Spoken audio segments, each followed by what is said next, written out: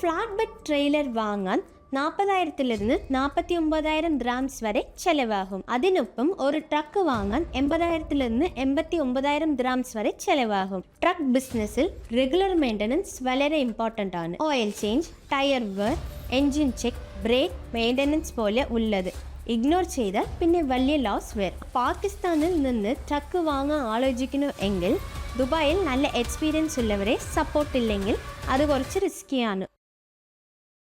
Saudi അറേബ്യയിൽ ഉള്ള cross border trekking ബിസിനസ്സിനെ കുറിച്ചാണ്. ഈ വർക്കൊന്നും സിമ്പിൾ അല്ല. ഇതിന് നല്ല ഒരു ഇൻവെസ്റ്റ്മെൻറ്റും പ്ലാനിങ്ങും വളരെ ആവശ്യമുണ്ട്. ഫസ്റ്റ് ഇൻവെസ്റ്റ്മെൻറ്റ് കുറിച്ച് നോക്കാം. ഒരു ഫ്ലാറ്റ് ബെഡ് ട്രെയിലർ വാങ്ങാൻ 40,000 49,000 dirhams വരെ ചെലവാകും. അതിനൊപ്പം ഒരു ട്രക്ക് വാങ്ങാൻ 80,000 89,000 dirhams വരെ ചെലവാകും. അങ്ങനെ total setup, documents, registrations, basic setup എല്ലാം കൂടി നോക്കിയാൽ 1.2 ലക്ഷത്തിലിരുന്ന് 1.5 dirhams വരെ ഇൻവെസ്റ്റ്മെന്റ് വേണം. ഇത് ശരിയായ എമൗണ്ട് അല്ലേ? അതുകൊണ്ട് തന്നെ ഇതിലേക്ക് കടക്കുമ്പോൾ നല്ല റിസർച്ച് ചെയ്ത് നോക്കണം. ഇൻകം സൈഡ് നോക്കിയാൽ നിങ്ങൾ ജഡായിലിരുന്ന് റിയാദ് വരെ റെഗുലറായി ഓടിക്കുന്നു എങ്കിൽ മന്ത്ലി 10,200 dirhams വരെ ഏൺ ചെയ്യാൻ പറ്റും. ചില സമയങ്ങളിൽ അതിനു മേലും കിട്ടാം. ഡിപ്പെൻഡിങ് ഓൺ ലോഡ്സും മാർക്കറ്റിംഗ് കണ്ടീഷൻ ആണ്. നിങ്ങൾ തന്നെ ഡ്രൈവറും ഓണറുമായാൽ പ്രോഫിറ്റ് കുറച്ചു കൂടുതലായിരിക്കും. 12,000 15,000 dirhams വരെ മന്ത്ലി കിട്ടാം.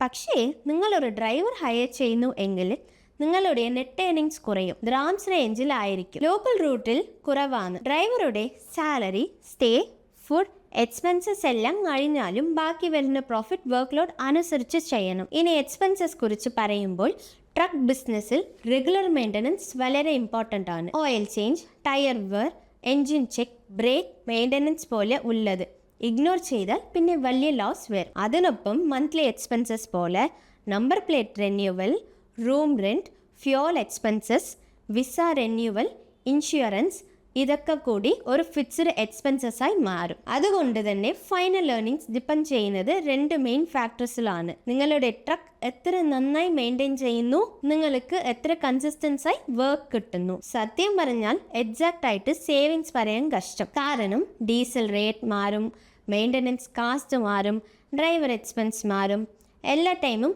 അനുസരിച്ച് മാറും. ഇതിലൊരു ഇമ്പോർട്ടൻറ്റ് പോയിന്റ്, നിങ്ങൾ പാകിസ്ഥാനിൽ നിന്ന് ട്രക്ക് വാങ്ങാൻ ആലോചിക്കുന്നു എങ്കിൽ ദുബായിൽ നല്ല എക്സ്പീരിയൻസ് ഉള്ളവരെ സപ്പോർട്ട് ഇല്ലെങ്കിൽ അത് കുറച്ച് റിസ്കിയാണ്. Paper work, rules, vehicle condition ഇതൊക്കെ അറിഞ്ഞിട്ടില്ലെങ്കിൽ പെട്ടെന്ന് ലോസ് വരാൻ ചാൻസ് ഉണ്ട്. അതുകൊണ്ട് പലരും പറയുന്നത് ട്രക്ക് മേടിക്കണമെങ്കിൽ ട്രെയിലർ ലീസ് ചെയ്യുന്നത് സേഫ് ഓപ്ഷനാണ്. പക്ഷേ ഇവിടെ ഒരു പ്രശ്നമുണ്ട്, ഇൻകം കുറവായിരിക്കും. അപ്പോൾ നിങ്ങൾ ഡിസൈഡ് ചെയ്യണം, സേഫ്റ്റിയാണ് പ്രാധാന്യം അല്ലെ പ്രോഫിറ്റ് ആണ് പ്രാധാന്യം. ഇതുപോലെയുള്ള ഡെസിഷൻസ് ആണ് ട്രക്കിംഗ് ബിസിനസ്സിൽ സക്സസ് ഡിസൈഡ് ചെയ്യുന്നത്. അപ്പോൾ നിങ്ങളുടെ അഭിപ്രായം എന്താ? ട്രക്ക് വാങ്ങുന്നത് നല്ലതാണോ അല്ലെ ലീസിൽ ചെയ്യുന്നത് നല്ലതാണോ? നിങ്ങളുടെ ഒപ്പീനിയൻ ഞങ്ങളുടെ കമന്റിൽ പറയാം. ഈ വീഡിയോ നിങ്ങൾക്ക് ഉപകാരമായി തോന്നിയാൽ മറ്റുള്ളവരുടെ ഷെയർ ചെയ്യൂ. താങ്ക്